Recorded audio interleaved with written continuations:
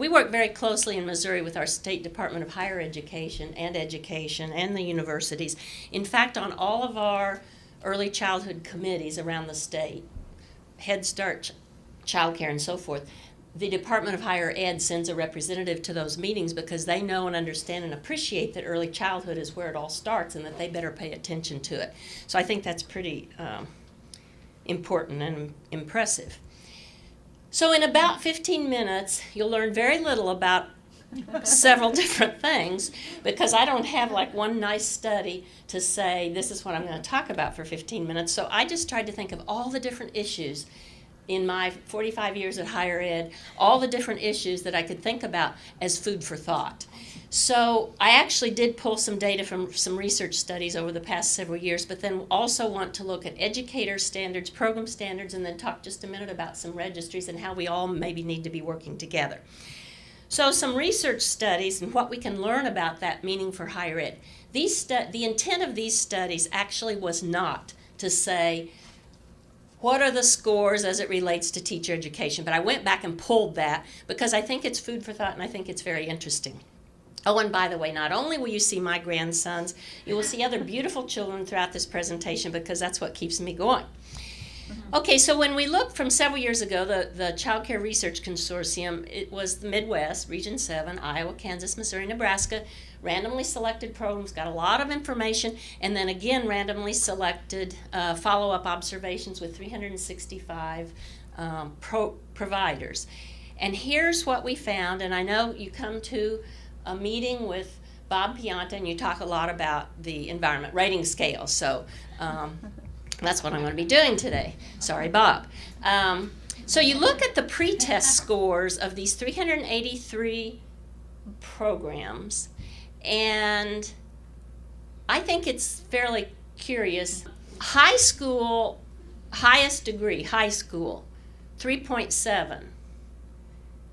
Highest for four-year degree, 4.9. Now that is statistically significantly different, but if you look at it, wouldn't you expect there to be a little bit more difference between a one-year certificate and a two-year degree and a four-year degree? They seem pretty close to me.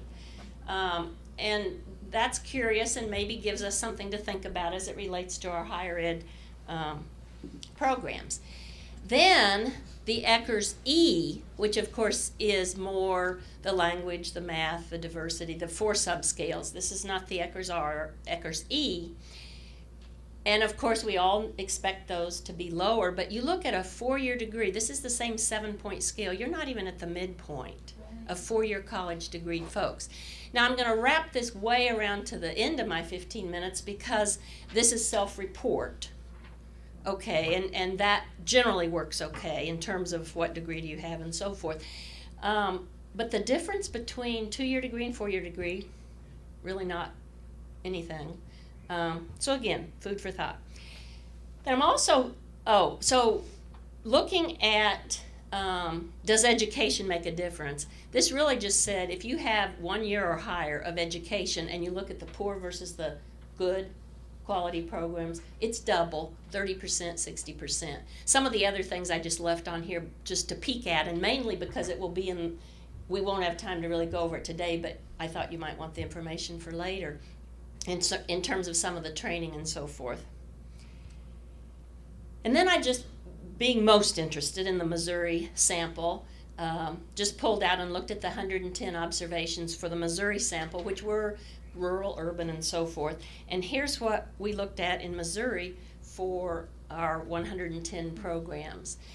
It looked like child development and studying child development mattered. That's good. But the 1 year certificate or the AA in child development, of course, is better than having no child development with a bachelor's or a master's degree. But a bachelor's or master's with child development or in child development was no better than the 1 year certificate or the AA. And again, this isn't meant to say this is the way it is everywhere or anything. It's just, I thought, very interesting to look at that, and I think it obviously has some reflection on higher education, and it's something to think about clearly. Mm-hmm.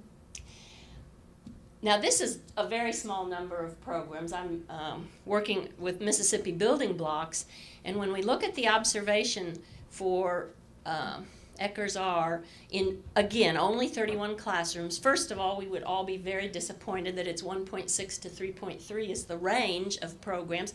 These programs needed help. I mean, this shows that clearly. But if you look at the difference in the education level of the adult, the lead teacher, ranging from 2.2 to 2.5, there's absolutely, okay, 31 programs, okay? So let's be careful.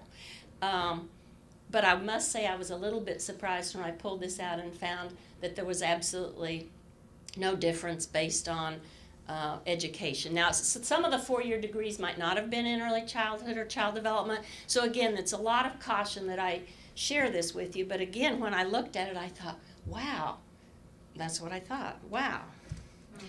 And then actually, because we've talked about coaching a little bit, Mississippi Building Blocks is a coaching model. And so I said, well, I'm just going to go in and peek a little bit more at higher ed level.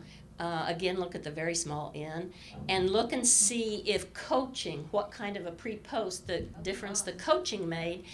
And actually, with the four-year degreed people, it was a little bit less than the people who had less reported higher education.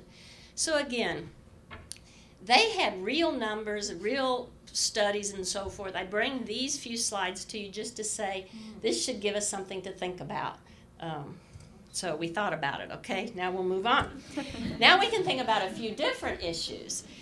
Educator standards, program standards, and then I will talk just a minute about registries. So in Missouri, as in many states, you have challenges, and that is the effectiveness of the graduates. All states are working with and dealing with these kinds of issues now, data-driven accountability and so forth. So I'm just going to have a few slides on some things that are currently happening in Missouri. The standards for the preparation of educators. So it's educator standards, and I'll talk program standards in a minute. So around the circle we have 6 program standards, and there is an initial approval process, but then an annual accreditation.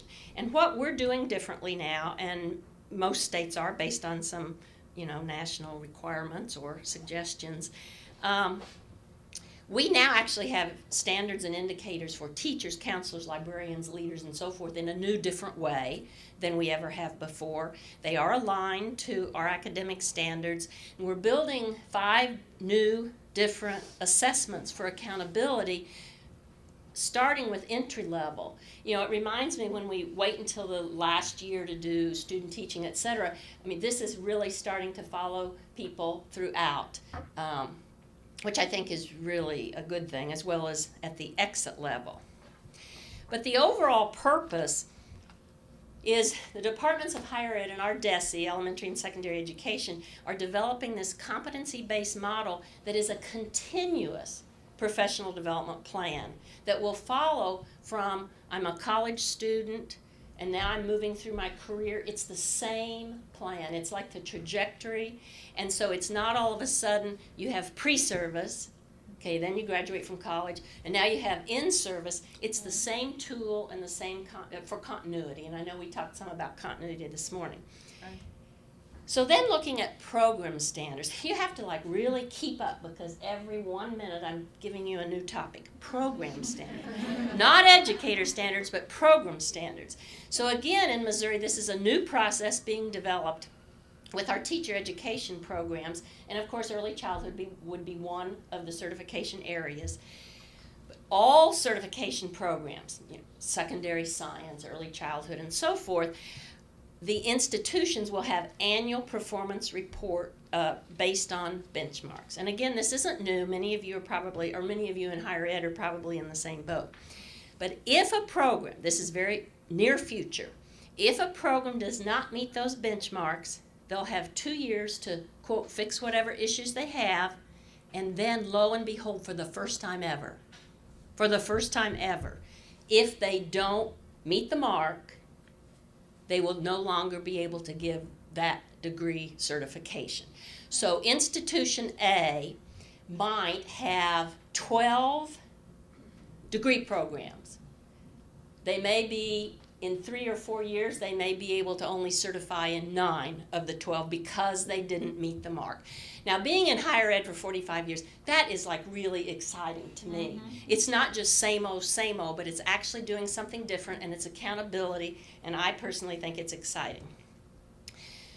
This is the last gear I'm going to switch over to, and it's kind of like, it's not higher ed per se, but I think we should be working more with higher ed in the National Registry Alliance. And currently 33 of your states have one. And the reason I'm saying this is because I think it has a lot to do with policies on coursework, whether it's credit bearing and so forth. But these education data elements actually are verified data.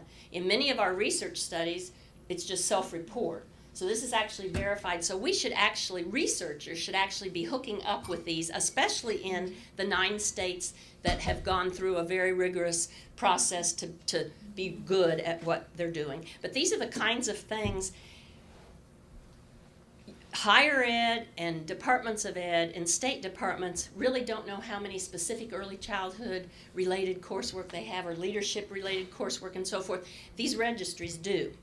These are the 8 states and the 1 county, which is Miami-Dade, which is bigger than some states, as you know, that have gone through that rigorous eligibility review process. So if you're from one of these states, really hook up with your registry. I have 2 or 3 slides. I only put these up here to show the kinds of data. This takes the workforce, Marcy, you'll love this, and you know this, from the 9 states that have this good, clean, wonderful data. And it talks about 40,000 or how many ever workforce people and what their degrees are and so forth. So I'll be happy to talk with people about it afterwards, but just to show that there's a lot of wonderful information. This, for example, looks at center-based administrators with bachelor's degree. Somebody mentioned the old dog and the average age and so forth. You can see how many people are aging out of the field. When you look at if you can see the bottom, it's 65 plus. When you look over to the far right, having bachelor's degrees, we have the same information on associate's degrees, et cetera, et cetera. So just know there's much information that we need to start hooking with our departments of higher ed, our universities, our departments of education. We need to start utilizing the resources that we have. Okay, so key points we've talked about: evaluation, state departments of education, higher ed, workforce data. Marty, I have to put Marty in here because every other panel talked about Marty, and universities, and then the continuity across